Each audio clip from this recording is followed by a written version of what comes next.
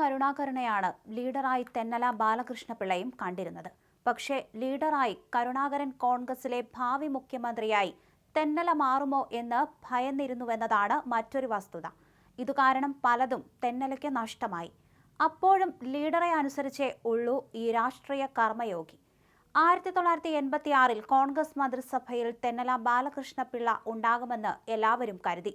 പക്ഷേ യുവനേതാവായ ചെന്നിത്തലയെ മന്ത്രിയാക്കി പുതിയ രാഷ്ട്രീയ ചരിത്രം കരുണാകരൻ സൃഷ്ടിച്ചു. ഇവിടെ മന്ത്രിപദം തെന്നലയ്ക്ക് നഷ്ടമായി.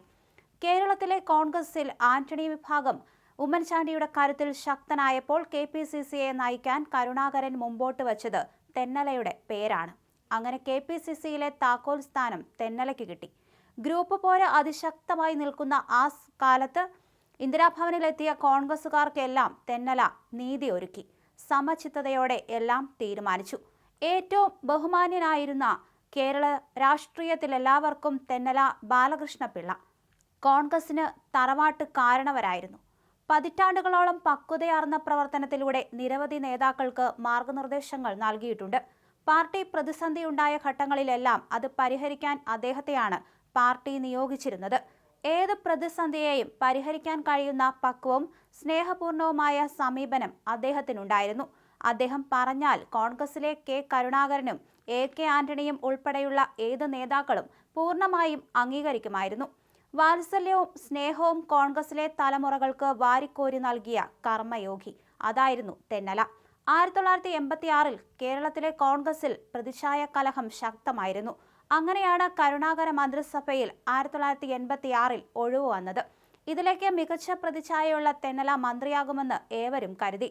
പ്രായപൂർത്തി എത്തും മുമ്പ് മകളെ വിവാഹം കഴിപ്പിച്ചു എന്ന കേസിൽ മന്ത്രി MP ഗംഗാധരനെതിരെ നവാബ് രാജേന്ദ്രൻ നൽകിയ സ്വകാര്യ അന്യായത്തിൽ സമൻസ് അയക്കാനുള്ള കുന്നംകുളം മജിസ്ട്രേറ്റ് കോടതി വിധിക്കെതിരെ സമർപ്പിച്ച ഹർജി ഹൈക്കോടതി തള്ളി. ശൈശവ നിരോധന നിയമപ്രകാരമുള്ള കുറ്റം പ്രഥമദൃഷ്ട്യാ തെളിഞ്ഞുവെന്നുള്ള ഹൈക്കോടതി വിധിയെ തുടർന്ന് മന്ത്രി MP ഗംഗാധരൻ 1986 മാർച്ച് 12-ന് രാജിവെച്ചതൊഴിഞ്ഞു. ജലസേചന പദ്ധതിക്ക് വേണ്ടി പൈപ്പ് വാങ്ങിയത് സംബന്ധിച്ച ആക്ഷേപവും മന്ത്രിക്കെതിരെ ഉയർന്നിരുന്നു. ഈ ഒഴിവിലേക്ക് കരുണാകരൻ കൊണ്ടുവന്നത് ചെന്നിത്തലയെന്ന യുവ നേതാവിനെയായിരുന്നു. അന്ന് യൂത്ത് കോൺഗ്രസിന്റെ ദേശീയ അധ്യക്ഷനായിരുന്നു ചെന്നിത്തല. തെന്നലയെ മന്ത്രിയാക്കിയാൽ ഭാവിയിൽ മുഖ്യമന്ത്രിയായി ഉയർന്നു കേൾക്കുന്ന പേരായി മാറുമെന്ന് കരുണാകരന് അറിയാമായിരുന്നു. അതുകൊണ്ടാണ് തനിക്കൊരു ഭീഷണിയും ഉയർത്താത്ത ചെന്നിത്തലയെ മന്ത്രിയാക്കിയത്. പിന്നീട് തെന്നല നിശബ്ദനായി. അടുത്ത തെരഞ്ഞെടുപ്പിൽ നിയമസഭയിലേക്ക് ജയിച്ചതുമില്ല. 77-ലും 82-ലും അടൂരിൽ നിന്ന് നിയമസഭാ അംഗമായി.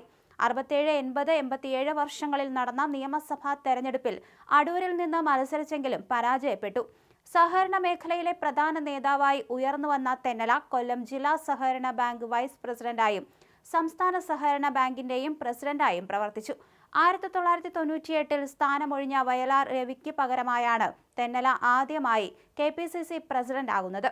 2001 വരെ അധ്യക്ഷ പദവിയിൽ തുടർന്നു. 2001-ലെ നിയമസഭാ തെരഞ്ഞെടുപ്പിൽ ഇദ്ദേഹത്തിന്റെ നേതൃത്വത്തിൽ UDF വൻ വിജയം നേടി. 100 സീറ്റ് നേടിയാണ് അന്ന് UDF അധികാരത്തിലെത്തിയത്. കോൺഗ്രസിന് ഒറ്റയ്ക്ക് 63 സീറ്റും കിട്ടി. ഇന്ദിരാഭവനിൽ ഇരുന്ന് സംഘടനാ ചക്രം നീക്കിയ തെന്നല എല്ലാ ഗ്രൂപ്പുകളെയും ഒരേ കുടക്കീഴിൽ കൊണ്ടുവന്നു. മികച്ച സ്ഥാനാർത്ഥികളെ നിർത്തി. ഇതിന്റെ പ്രതിഫലനമായിരുന്നു ആ വിജയം. പക്ഷേ ജയിച്ച കോൺഗ്രസിനെ നയിച്ച തെന്നലയെ എല്ലാവരും ചേർന്ന് ഇന്ദിരാഭവനിൽ നിന്ന് പുറത്താക്കി. പകരം മുരളീധരനെ KPCC അധ്യക്ഷനാക്കി. DIC മറ്റുമായി കോൺഗ്രസിലെ പിളർപ്പിന് കാരണവും ആ മാറ്റമായിരുന്നു.